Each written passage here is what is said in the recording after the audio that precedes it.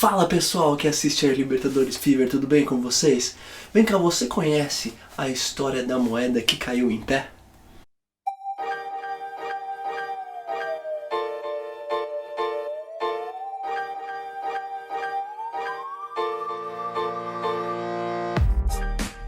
O ano era 1943.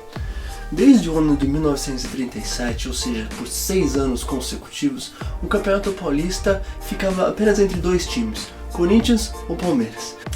Reza a lenda, e como toda boa lenda não se sabe exatamente quem falou isso, de que um repórter ou alguém da imprensa fez o seguinte questionamento: ué, se há 6 anos só Corinthians ou Palmeiras ganham o campeonato mesmo, por que a gente não joga uma moeda pra cima? Se cair cara dá o título pro Corinthians, se cair coroa dá o título pro Palmeiras, e fica assim, não precisa nem jogar o campeonato. Disse que um diretor do São Paulo fez a seguinte pergunta pra ele: ué, mas e pro São Paulo ser campeão, o que tem que acontecer?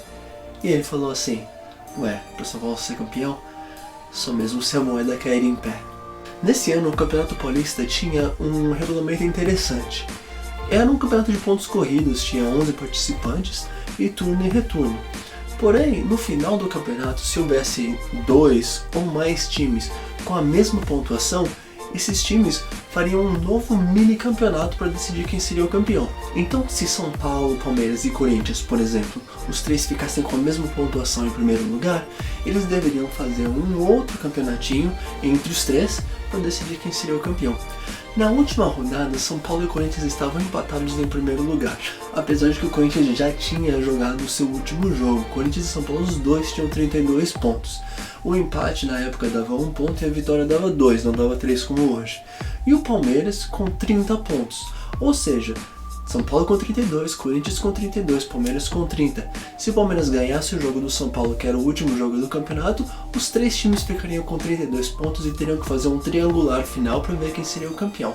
Aos 6 minutos daquele jogo no Pacaembu, o jogador Sastre do São Paulo se contundiu.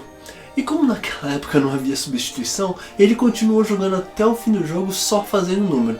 Ou seja, o São Paulo jogou com um jogador a menos com o Palmeiras na final do Campeonato Paulista de 1943, empatou o jogo em 0-0 e foi o campeão. Foi assim que a moeda caiu em pé.